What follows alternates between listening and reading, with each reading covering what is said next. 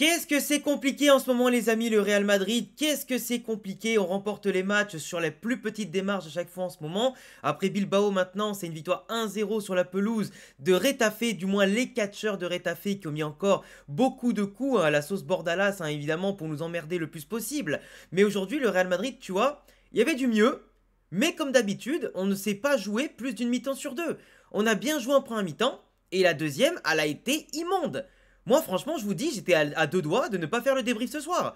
Parce que, en vrai, moi, voir une équipe comme ça, aussi apathique, ça commence vraiment à me péter les balls. Oui, tu prends les 3 points, oui, tu marques un joli but, mais les phases de jeu, même quand t'es censé être en maîtrise, bah tu maîtrises rien et tu te fais hyper peur. Heureusement que Thibaut Courtois, il est encore là pour nous sortir les arrêts décisifs. Sinon, ce soir, on perdait encore des points. Parce que le premier but, on l'a mis bien mérité. Mais le deuxième, il est jamais arrivé. Là, dans un match comme ça, t'es censé marquer au moins 2 ou 3 buts. Mais tu vois, à l'inverse du Barça hier contre Mallorca, eux, ils ont dominé du début à la fin, ils ont fait plus de 40 frappes, et ils n'en ont subi que 4. Nous, on a fait, mais je sais pas combien de tirs, mais c'est catastrophique. Aucun vrai tir, aucune vraie action quasiment qui a mis en danger le gardien adverse. Et pourtant, la balle, on l'a eu. Pourtant, on a eu des phases intéressantes, mais c'est pas suffisant. Alors oui, on revient à 4 points. Évidemment, il reste encore 5 journées dans le Classico à jouer. Mais franchement, je suis pas satisfait. Mais tu vois, si je dois en applaudir deux ce soir, c'est d'un côté Thibaut Courtois et de l'autre côté Arda Güler. Et Arda Güler, il a encore montré à Carlo Ancelotti et à tout le monde que j'avais raison depuis plus d'un an. Arrêtez de mettre Arda Güler sur un côté, mettez-le dans l'axe. C'est la même chose pour Brahim Diaz, c'était la même chose que je disais à l'époque pour Marco Asensio. Nous, on est les spécialistes pour mettre les mecs qui sont des purs numéro 10 ou des purs joueurs axiales sur les côtés. Tu brides leur qualité, tu brides leurs compétences et tu brides le jeu du Real au passage. C'est ridicule ce qu'on fait. Tactiquement, c'est ridicule. Mais qu'est-ce que j'ai hâte de voir Xabi Alonso rediriger Arda Güler dans l'axe du terrain. Mais vous allez voir qu'on va avoir droit, et j'en suis sûr, à un joueur all-time, un joueur générationnel. Quelqu'un qui mettra son talent au service de la bonne tactique, car moi je vous l'explique. Oui, tu peux avoir parfois des mauvais joueurs, mais pour moi, il y a plus de mauvais contextes que de mauvais joueurs. Et quand tactiquement, tu règles la mire avec tous les joueurs, etc., bizarrement, ils explosent. Des joueurs au bon poste, au bon moment et dans la bonne tactique et bien entourés, ça peut que fonctionner. Rafinha, qui mettait pas un pied devant l'autre depuis le début de sa carrière, qui galérait à mettre des buts ou à passer les 10-15 buts par saison, il a été mis dans les bonnes dispositions par Hansi Flick. Aujourd'hui, il explose. Tout comme Lamine Yamal, tout comme Pedri et tous les autres. Donc quand tu as un bon coach, une bonne tactique et que par exemple voilà, ça se déroule bien. Parce que moi imaginez, tu mets un Jude Bellingham qui a un volume de jeu immense et tu le règles la mire dans la bonne tactique aux côtés des Arda, des Brahim, des Valverde, des Ceballos et toute la clique. Mais mec, on devient monstrueux. Mais j'ai trop hâte que ça arrive et c'est pas encore le cas. En tout cas, on a eu droit aujourd'hui à quelques turnovers évidemment côté Real Madrid. Finale de Copa del Rey oblige ce week-end. David Alaba qui n'a pas fait long feu et qui montre encore aujourd'hui qu'il n'est pas capable d'enchaîner les matchs à très haut niveau et que franchement il faut vite s'en débarrasser et vite signer à notre centrale. Même si j'ai appris aujourd'hui que le Real Madrid est réticent pour s'offrir Heusen parce que 50 millions pour eux c'est trop. Et ben écoutez-moi bien que s'il le signe pas et qu'il le laisse à la première ligue, je serai le premier à péter un plomb contre Florentino Pérez, peut-être même dès demain en vidéo je comptais en parler. Mais vraiment si on garde Alaba, Militao et qu'on signe personne, la saison prochaine, elle est déjà bousillée, je vous le dis tout de suite. Lucas Vazquez qui reprend sa place arrière droit, Fran Garcia évidemment qui a besoin de rythme et de jouer contre une équipe qui jouait pas de base hyper haut donc qui pouvait s'exprimer, il a fait un très bon match, tout comme Vazquez, on va en reparler. Arda Güler, Hendrik titulaire, ça fait plaisir de les voir dans un match comme ça. Tchouaméni au milieu de terrain, taille patron avec Valverde pour récupérer, stabiliser, ça a été pas mal. Brahim titulaire dans un rôle où il était parfois axial, parfois côté pour déstabiliser et en tout cas tourner avec Vinicius évidemment et Hendrik suivant les phases de jeu pour leur apporter un maximum de soutien, c'était pas mal. En face, tu avais un 5-4-1 avec les bouchers des Yvelines ou les bouchers de Retafe de la banlieue de Madrid à tous les niveaux. Mais vraiment avec les anciens joueurs comme Mayoral, puis après tu as eu Peter et Alvaro Rodriguez qui sont rentrés. Mais tu vois, quand on parle de catcheur de Madrid, au bout de 6 minutes, Hendrik s'est retrouvé 3 fois par terre. Par rapport à Duarte, 0 carton jaune. Vinicius, plusieurs fois, il s'est fait tacler. Nos joueurs, plusieurs fois, comme Brahim, etc. On les empêchait de bouger, de partir en contre, ou simplement de garder la balle sur plus de 3 mètres qui tombait déjà. Et pourtant, le premier carton jaune a été pour Tchouaméni, à la 70e minute, sur une faute fantôme. Où il intervient proprement quand tu le vois au ralenti. et c'est lui qui prend un jaune. C'est quand même aberrant. En tout cas, mis à part ça, l'intensité qui a été mise, qui a haché le jeu, qui a parfois fait on va dire des couilles moins bien au rythme de la partie et qui vraiment nous faisait nous endormir devant. Retafe, que ce soit en première mi-temps, deuxième mi-temps, c'est eux qui ont allumé les premières mèches. Avec à chaque fois des espaces un peu trop laissés devant notre surface, personne qui vient défendre ici, toute la défense qui est regroupée au même endroit, qui prennent absolument personne. Ça c'est digne du Real Madrid en début de match et en début de mi-temps. Des erreurs d'inattention qui peuvent faire mal, parce que si l'adversaire il est un peu plus malin, un peu plus génial, et ben il peut marquer dès le début, ouvrir le score au bout de 2 minutes. Et là c'est plus du tout le même match, tu vois. Donc c'est des erreurs un peu chiantes.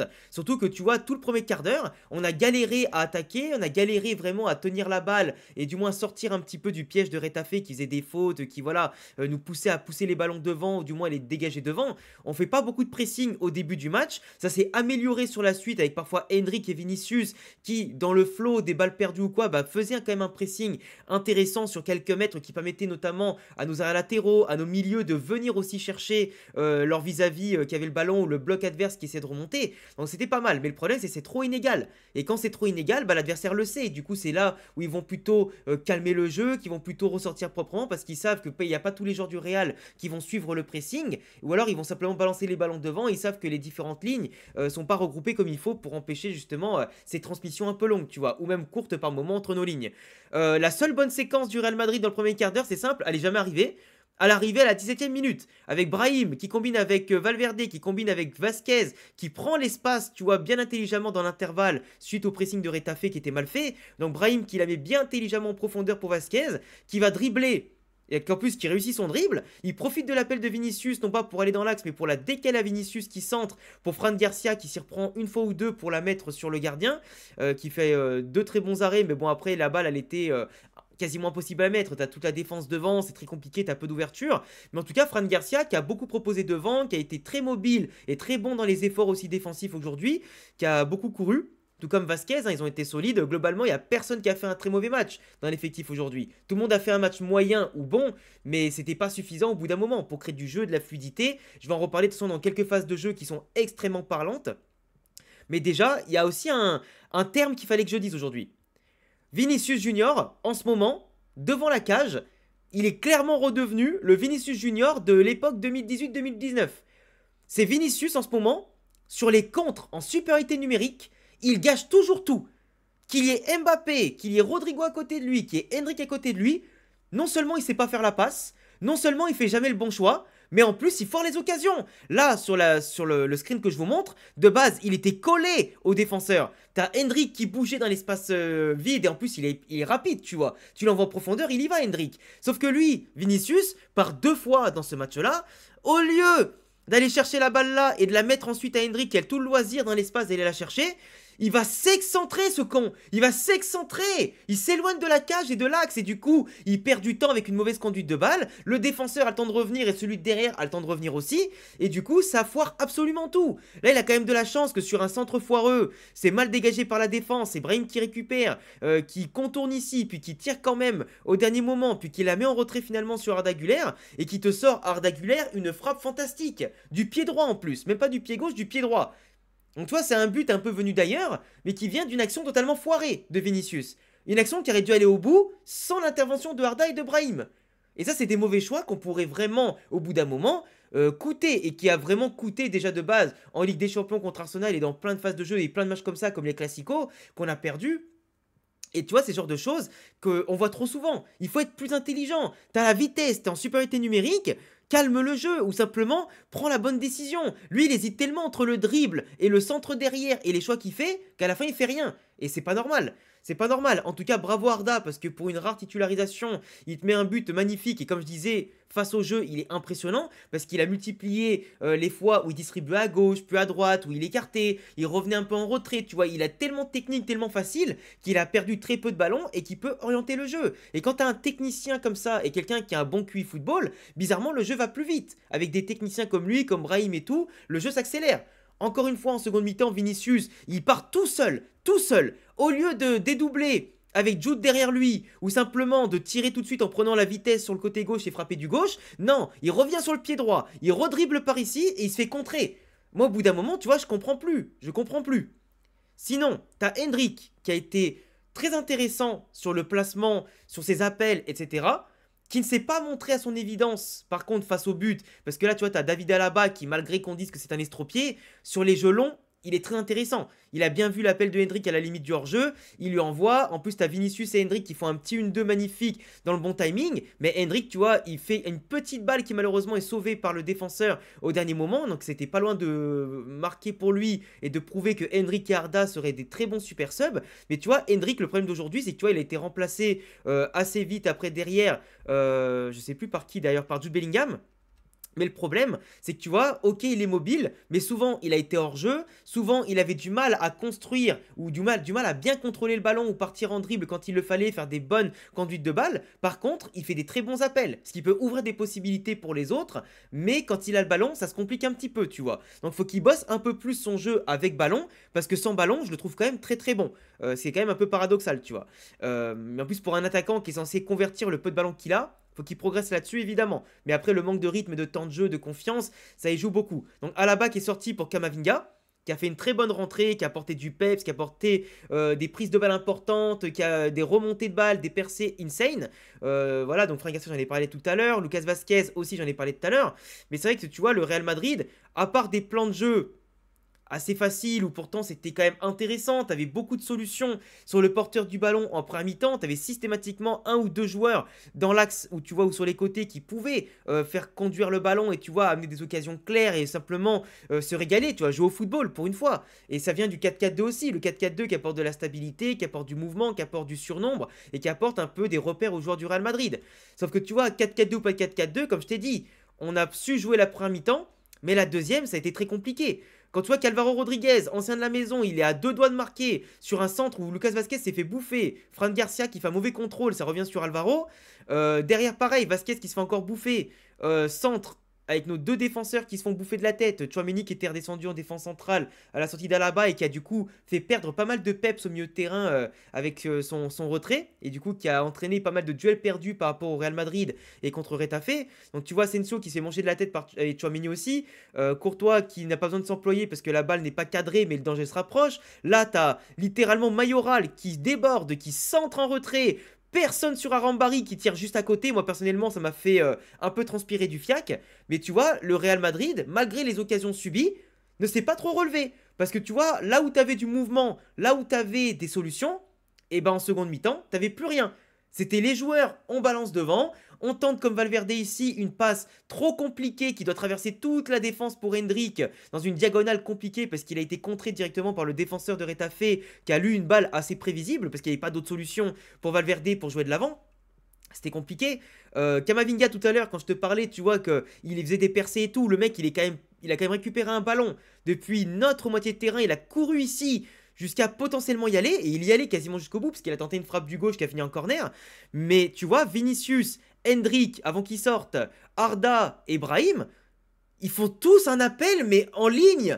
Il n'y en a pas un qui court plus vite pour faire un appel dans la zone. Il n'y en a pas un qui vient dédoubler à côté de lui pour lui faire la solution. T'en as pas un qui fait un appel pour écarter la défense ici. Tu vois, ils ont tous couru en ligne.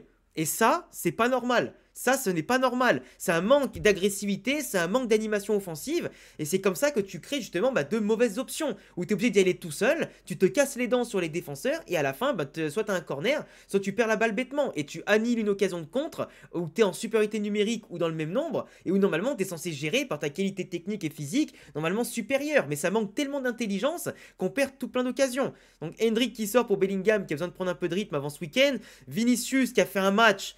Alors oui, tu fais des dribbles, oui, tu as subi des fautes, mais comme je te dis, les choix dans la surface sont pas bons. Et même si le premier but vient techniquement de son contre raté, pour moi, j'en demande plus. Même si en face, tu as des catcheurs, j'en demande beaucoup plus. Et c'est pas le grand Vinicius ce soir que je m'attendais.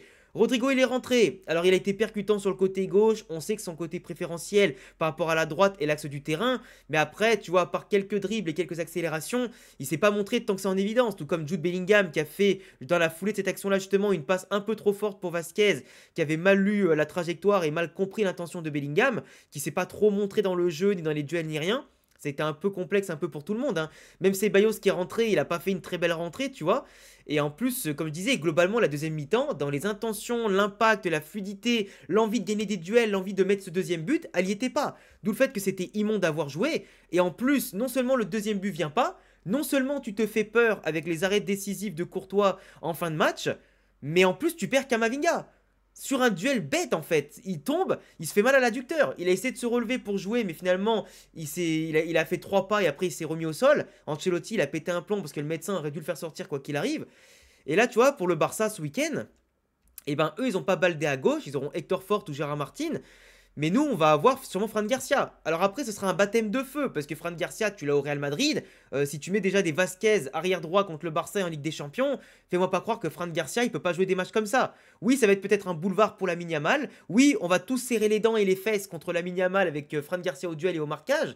Mais maintenant, t'as pas le choix. T'as pas Mendy, t'auras pas Kama, sauf miracle.